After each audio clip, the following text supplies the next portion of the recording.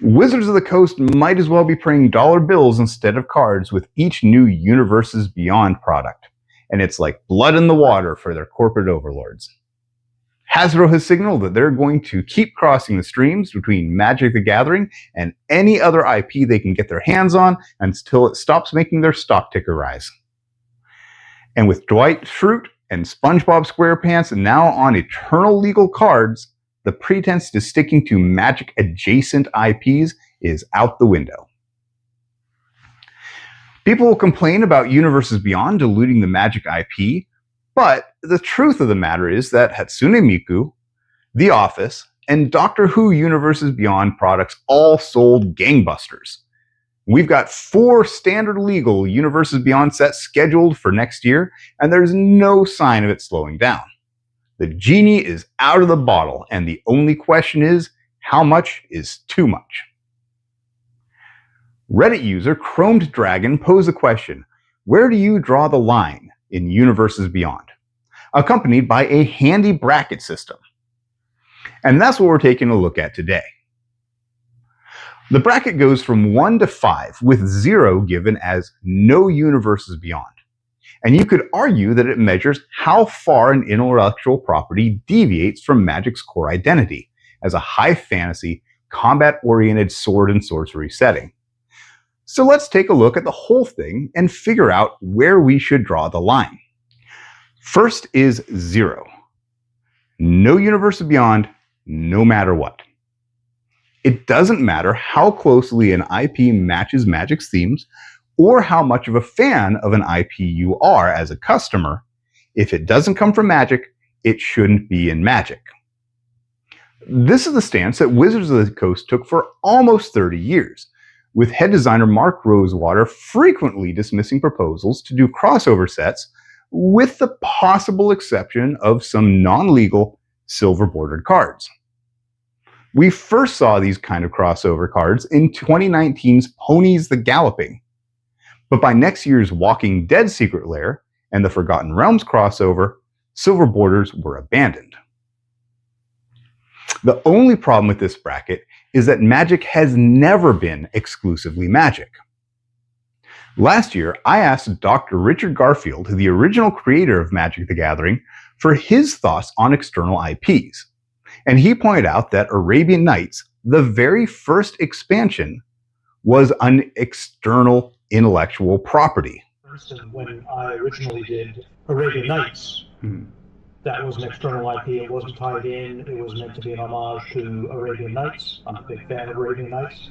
And so this idea has been with us certainly since the start. It's just a matter of which settings you choose.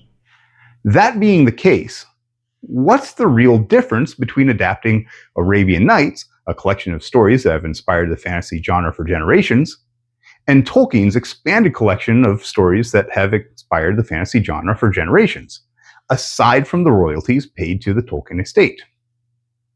Let's move on to Bracket 1. Bracket 1 is where you put all the IPs that could, realistically, be actual Magic sets with no changes. The worlds of The Witcher, Forgotten Realms, Conan the Barbarian, and Arabian Nights could easily be planes in the Magic multiverse, and nobody would bat an eye if they weren't aware of the parent IP. Bracket 1 is defined by being a fantasy setting with a realistic art style, similar to modern Magic cards. So cards from these sets would fit into a Magic deck without distracting anyone from the feel of the game. Karlach and Conan could both go into a Balthor the Stout deck and feel like they're supposed to be there, not like they're some kind of outside foreign object.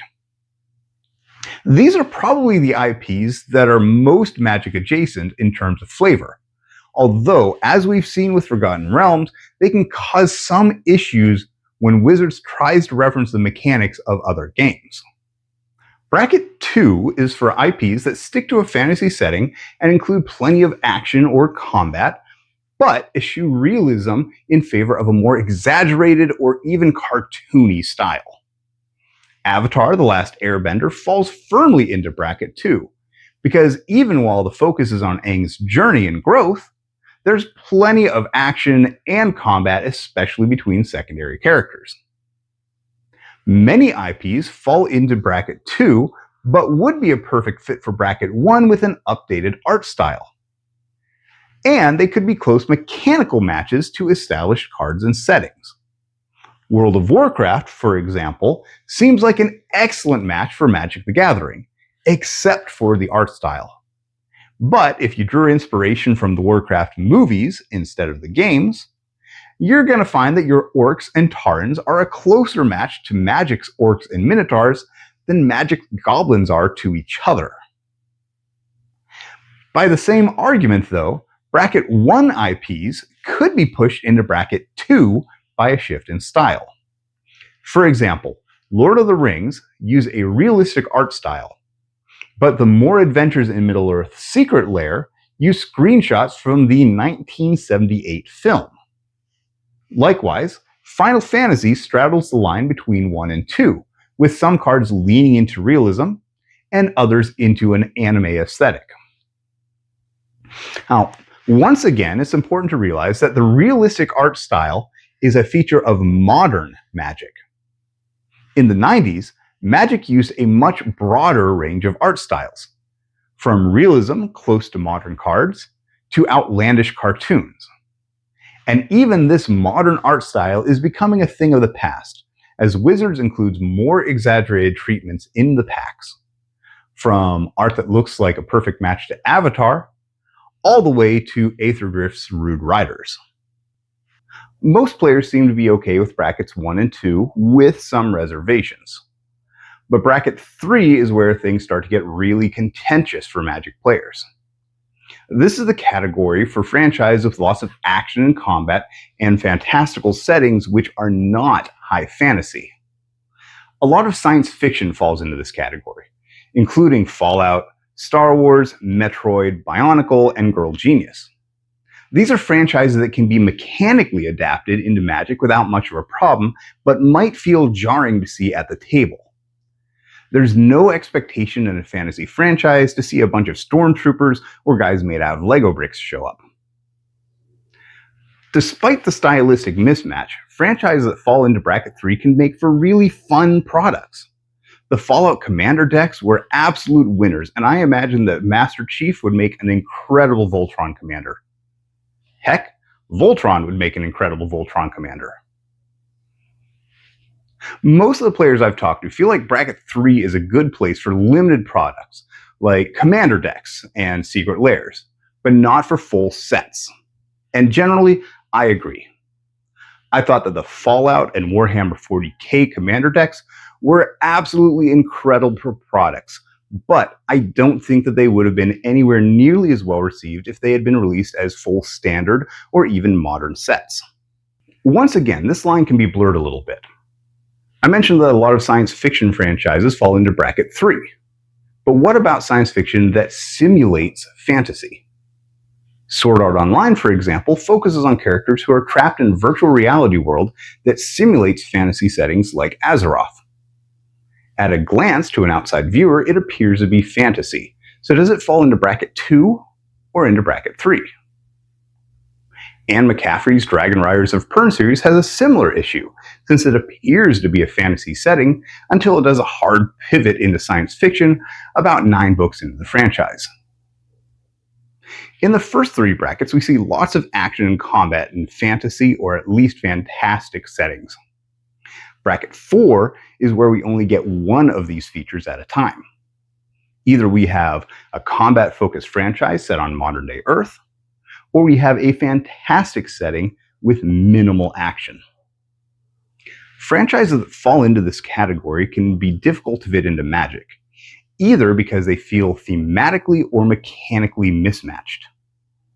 Spider-Man and Teenage Mutant Ninja Turtles, for example, are both set in modern-day New York City, and they feature colorful, spandex-clad characters that don't fit well with a high fantasy setting like Dominaria, a gothic setting like Innistrad, or even fantastic urban settings like Ravnica or New Capenna. But they're still good mechanical matches to Magic thanks to the combat focus and superhuman abilities. The other side of the coin is IPs with fantastic settings that don't fit the competitive, combat-oriented theme of Magic. Shrek, for example, riffs on traditional fairy tales and Disney specifically. And while it does feature some action sequences, they've never been the focus. Star Trek has much the same problem unless you focus on the more action-oriented J.J. Abrams films. These franchises can still work in magic, but in order to fit while maintaining their identity, they either need to feel thematically different from magic or mechanically different from the source material. And magic has a history of referencing or paying homage to major IPs that fall into this category that are perhaps a better fit than the IPs themselves. Silver Fur Master, for example, is often taken as an homage to Master Splinter, and it fits perfectly into Kamigawa, while Eldraine explores the same fairy tale themes as Shrek. To me, Bracket 4 feels like a great place for custom alters, and I would be totally cool with somebody pulling out a custom Shrek Beamtown Bullies as their commander. But as a major product, I'm not a big fan. Bracket 5 gets really problematic, and I'm going to take a moment to clear up the air about a misconception before I get into it. Back in 2020, Mark Hegan, who leads the team in charge of Secret Lairs, defended The Walking Dead with a statement that it's a magic-adjacent franchise. A lot of players have interpreted magic-adjacent to mean that a franchise is thematically similar to Magic the Gathering. Lord of the Rings, Dungeons & Dragons, pretty much all of those Bracket 1 IPs fit that standard. But actually, he meant that the fandoms are adjacent. Magic fans tend to have a lot in common with The Walking Dead fans, and with D&D fans, and with Marvel Comics fans. You're going to find all of these fandoms intermingling at Comic-Con and a lot of overlap between fandoms. Magic adjacent doesn't refer to franchises that are a good fit for Magic. It refers to franchises with fandoms that will likely attract customers who will end up becoming Magic players. Or at least customers. That's why Steven Universe and Adventure Time are more likely to get a Universes Beyond product than the NFL. Because fans of those IPs are more likely to fall in love with Magic and buy more packs. Bracket 5 strains the idea of Magic-adjacent IPs, because these are frequently movies and franchises that are universally popular. Bracket 5 covers IPs set on modern-day Earth, generally without any major fantasy or combat elements. I'm not sure Stranger Things actually fits in here because I haven't really watched it. Maybe it would be a better match for Bracket 3, but I think that The Office is already a really egregious example, which we already now have in print. The Office is a pretty standard work sitcom that became one of the most successful comedies of its era. And it continues to move merchandise more than a decade after it ended. It has broad appeal because everybody can see their own ridiculous workplace in the absurd environment of the Scranton Dunder Mifflin office. But that same appeal, to me, excludes it from being considered Magic adjacent. Planeswalkers, Dungeon Masters, Pokemon trainers, and Trekkies are all defined by their love of something that's been traditionally seen as geeky or fringe hobbies. And that's what makes them adjacent to each other. They attract the same kind of people. The Office, The Simpsons, and Major League Baseball have never been in that space. And that isn't to say that there aren't some fans, but the overlap between fans of any given franchise and the people who like Seinfeld is about the same as the overlap between people who like the same franchise and who need to breathe. Now, let's be fair. Regardless of how you feel about Bracket 5, it's going to sell if the IP has broad appeal. Magic players will go crazy for The Big Bang Theory, The Simpsons, and Squid Games, while also complaining that they're ruining the game. And as long as there's a market, why would Hasbro leave money on the table?